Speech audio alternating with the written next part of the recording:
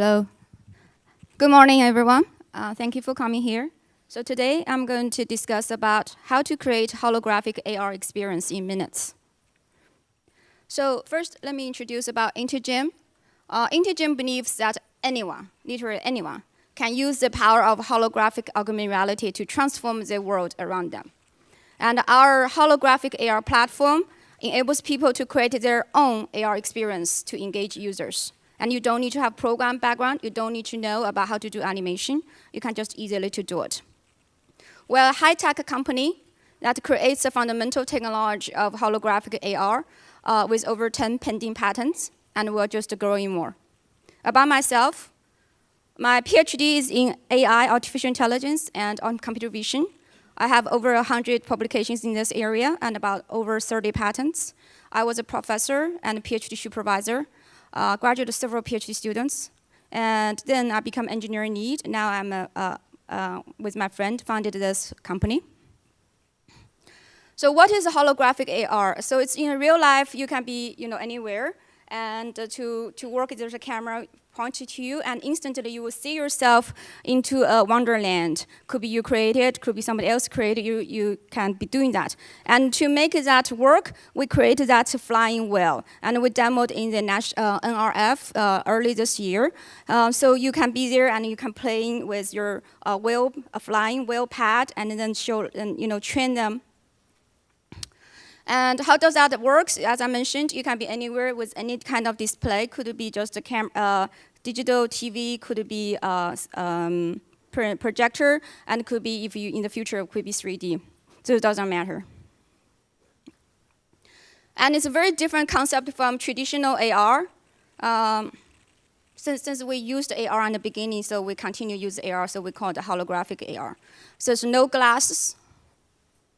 And we believe glass does not provide good experience for people. I wear glasses because I have to, and it's still too heavy for me. And if we with any other heavy equipment there, it would be even more difficult. No cell phones. Cell phones, if you use that to point to something and moving around, it does not give very good eyesight and a very good experience. And no apps. My phone, I don't like to install apps. Partially because I frequently forget my Apple ID. So, and then users, and then a lot of big difference. Users see themselves in the holographic AR, and cognitively, we observed people behave very differently and have a huge impact in their cognitive science from even young children as young as 2-year-old. And we see the huge difference when they use this holographic AR to learn things, to do things, versus just to use regular computer or regular cell phone or even avatar. You just create an avatar and let them to control, versus they see themselves in this thing to control. It's very cognitively different. And that's hugely impact how they emotionally engage with the content, how they learn, and how they behave. And the hardware setup is very simple. Compared to a traditional individual display, like my computer or like this, you just have display and a computer. With holographic AR, we require just to have one more computer, and then you just install the holographic AR software in AI-enabled. We call it iPlayer. And if you have the should be digital signature system. So if you have a very complicated digital signature system, you may have a display, media player, and content management system, CMS. And if you want to transfer that to the holographic AR digital signature system, you just need to add, for each display, you need to add a camera. And for each media player, you just add the iPlayer software, and then you can use your conventional CMS system or make some upgrades to our holographic AR content management system. And then why do we need to use holographic AR? Why we believe that will be the future? Because I think that's changed the world for two things. First is how people interact with the machine. No matter you use your cell phone, use your pad, use your computer, you are using computer way to communicate with the computer. You are touch it, you are click it, you are using keyboard, that's not the human way. I don't touch you when I talk to you. I don't click you when I want to say yes or okay. So we use the human way. We believe is very important to emphasize in the holographic AR is to interact with the machine with the human way. It's gesture, body movement, voice, those things. Secondly, it changes how people perceive the environment. No matter which country you're from, no matter which culture you're from, we always say, show me, I will believe. And that is because traditionally convinced is people are limited by the physical environment. If you don't show me, I don't believe it's true. Holographic AR shows you, no, it's not necessary. If you see you are training your flying well, and there's no such flying well, and then still can't be there. And even though you think you are training you see yourself training the flying well, the wheel is not there. So it's no longer limited by where you are, what you have, and that kind of things impact human to perceive the environment, impact people how to learn, and how to interact, how to communicate with others, and how to create things. And people seeing things differently from machine. Machine seeing things from using numbers. People think things very visually. Visual takes 80% of our sensory capability. And holographic AR basically provides that to the human, to our sensory system. It's great for people to interact, to learn, and to communicate. So how to design a holographic AR project? I was planning to do it, to work with the audience, but then suddenly I feel there's so many people probably not be practical today to do it. So here's the software we have, and it's very simple drop and drag, and you can just do it. And I believe your intelligence will be much better than the second graders. We trained students as young as 8 years old, and they can learn it within half hour.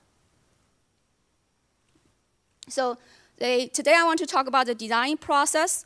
So this is a general design process, and I use the Stanford design thinking. They use emphasize, define, ideate, prototype, and test. So that is their traditional design process. But for the holographic AR design process, just a switch between the define and emphasize. When you design your AR project, the holographic AR project, it's very important for you to say, who do you want that design for? Are you designing that for 2-year-olds? Are you designing that for adults, like when we do the NRF for the trade shows? Are you designing that for teenagers? Are you designing for families? What kind of things are you designing for? Are you designing for which kind of purpose? Are you designing for educational purpose? Are you designing for entertainment purpose? Are you designing for advertisement, marketing purpose? You really need to define that, because if you don't have that clear definition, and the rest part will go wrong. And then secondly, then you will go to emphasize, right? So you already defined who is your targeted audience, and then you began to do that, and then rest part very similar. To make it very easy, so we will go step by step. That's exactly the same thing when I teach our 80-year-olds or our undergraduate students or the creative directors come to learn those things. So the first thing is that you need to have very clear definition of your targeted audience. And second part, then from there you emphasize them, right? So for the young children, and what's their learning capability, what's their interactive capability, because this one is not just a watch or passively, it's really they need to interact. For the young children, they have some motor skill difficulties, and for adults, they may not have motor skill problems, but they do have difficulties. They may feel shy. Oftentimes, they are not very engaged sometimes because they worry about somebody else will laugh on them. And we tested, we find the young children, like even 3-year-old, they can quickly see the instruction, understand it, because they just look at the graphs. But the adults oftentimes take them for a while to understand what's going on, because that's very different from their traditional interaction. So you need to emphasize and understand their needs, understand their limitations, understand their behavior difference, and then you also need to understand the constraints. So for example, when we do the Halloween outreach last year, October, outside of the Cupertino haunted house, we have over 1,000 families line up, and within 3 hours, you need to go through that. Then we have to design our story to be very short. You cannot design 5 minutes and then everybody hate it because there's 2 long lines. So those things are very important. And then the third step is to generate your holographic AR story. And this generated story is no different from you generate your own regular story. But I want to emphasize is when you generate a story, you're not necessarily to be very good at writing stories, but you really need to make sure your stories has a soul. And that's universally applicable. The soul means what kind of things you want to express. Is it love? It's a hero? Is you can do it? You enable people to do something. So that kind of things that will be important when generate holographic AR story. And also, what's your goal? Is this for entertainment? Is that for game? Is that for marketing? So those things are very important. And then from there, you translate to the holographic stages. So the stages is because it's like you have a movie story and then transfer from movie story to your movie board. And then this is the same thing. You need to transfer that to the stages to say, you know, if I goes to the moon, first you need to say, I need to have the transportation came in. So the first stage is the transportation came in. And then I jumped into my UFO or jumped to my spaceship. And then third stage is the spaceship is flying up. And then fourth stage is then they goes to the sky and then they move to moon and whatever, so on and so forth. From there, you need to create your holographic AR material. This material is like images, like 3D assets, like those things. And typically, because it's different from a real movie, you just go, if I want to shoot something in Hollywood, I will just go to Hollywood. Here, you need to create those material yourself. And because you can create yourself, so you are no longer limited by where you can go and what you can do. Oftentimes, people just Google it. And then the sixth step is to use the iCreator. It's to create your stuff. And this part is really very simple. The reason is we make it very simple for you to just drag and drop to do things. I will show you an example quickly. And after that, you just test and then do the experience. And then after that, you do the improvement. I just show you an example. So this is software. Like for example, this is a somehow the projector doesn't work. Hello?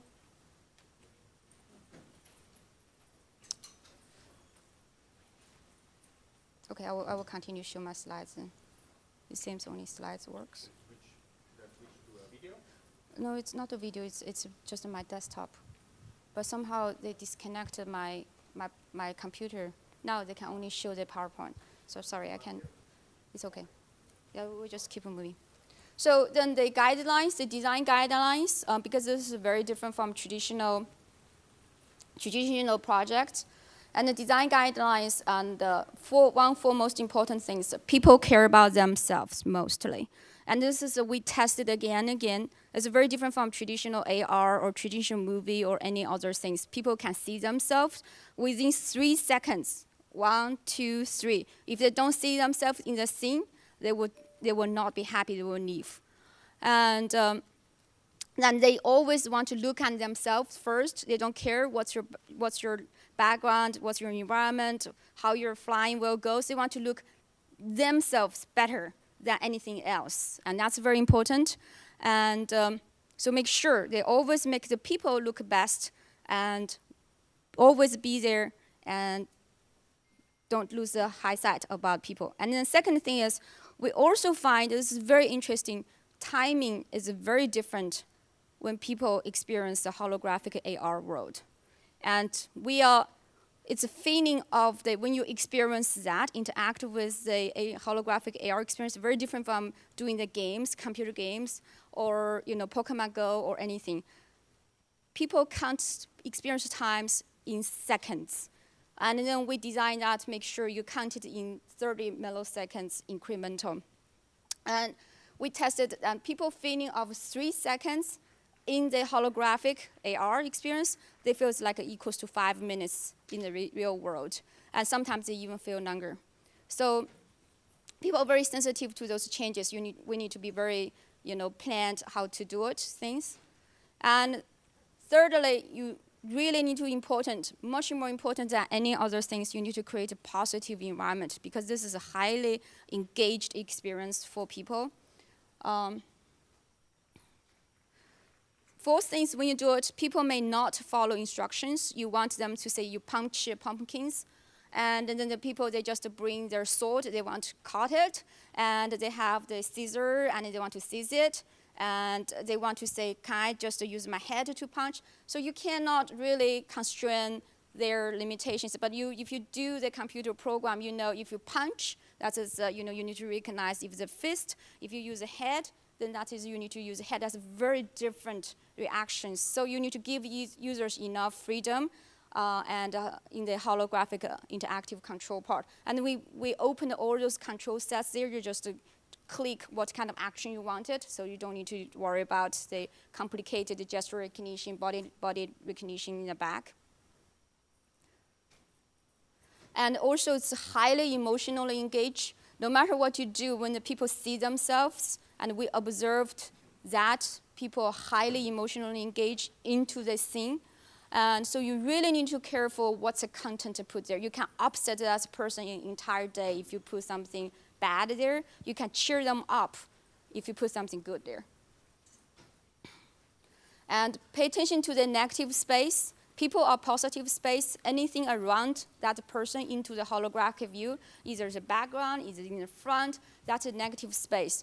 And sometimes you may feel not intuitive when you design that, because when you watch movies, it's oftentimes they will have a big headshot of the actors or actress.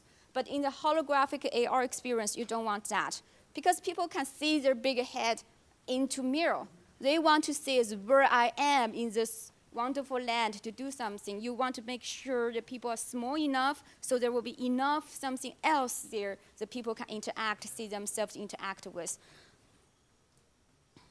And be careful about the content and interaction design. You put this flower or that thing to there, and people will feel that is real. And that is real in that moment when they look into that. It's highly engaged. Cognitively, they will think themselves in that thing. So those things, make sure it's meaningful, represent what you want to do. And then when you do the interaction design, have a lot of user experience into that. Make sure just to bring the convenience and possible for people to do, especially when you involve children. The children's motor skills are very limited, and then when you have children and adults interacted together, that would be different. And then when you go to the professional events, even though people don't have motor skill problems, they may not want to jump too much because they dressed too well or they were shy for some reason. So be careful about those. And the camera design. The camera is very sensitive because you need to really have perspective. If your camera set up in the top down, and then your view, your environment is bottom up, then that will not match. And plus, we suggest not to set the cameras from top down and actually flat. In the movies, the top down to shoot that is because they want to see this person is belittled, or this person is begging for something, and people will feel very stressed. If you put the camera top and looking down to them, and they will feel so stressed, belittled. So make sure you use a flat view to do that. And you need to add reasonable voiceover and content, because a lot of times you think this is what is this, people may not know, especially in that things happen in seconds. Every stage is just seconds. And then people may be cognitively busy to find them doing things they may not understand it. If you use a little bit voiceover, that'd be good. And then the 11 things is don't assume people know what to do. And that's very important. A lot of times even you will forget what you designed, so give plenty of instructions. And then also add the music and the sound. So if you have a whale flying, add the flying sound. If you want to say, I went to this ocean, add the ocean environment sound. It's the same. This part is no different from if you watch movies and you watch people walk into the busy street and then was so quiet. People will hear that is not right. So same thing when you design that, just to give a big thought, match your music sound with the environment. And we also tested that is if you use some different sound, people will immediately see the mismatch and the music will play a bigger role. Okay, and then I don't have much time, actually 0 minutes, minus 1 minute.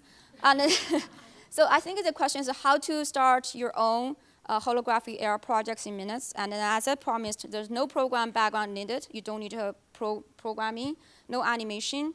And anyone older than 8 years old with normal intelligence can do it. So you can contact us. I will show you and doing that. That's not a problem. Or if your kids are in the Bay Area, you can send your kids to check it out and to learn more. The reason we set up this summer camp is we want to prove to the world any young children can do it. And for this one, it's 8 years old to 13 years older. And we can go to all the older age, but then we only have limited time, limited resource. And then typically, middle school, high schooler may not want to go with 8 years old. So that's why we have 8 year to 13 year old. And you can send your kids here and then still have some couple opening slots for a couple weeks. So yeah, and then they can learn and they can do it, they can show you. You can learn from them. Or you can go here. Or you can come to us. Thank you.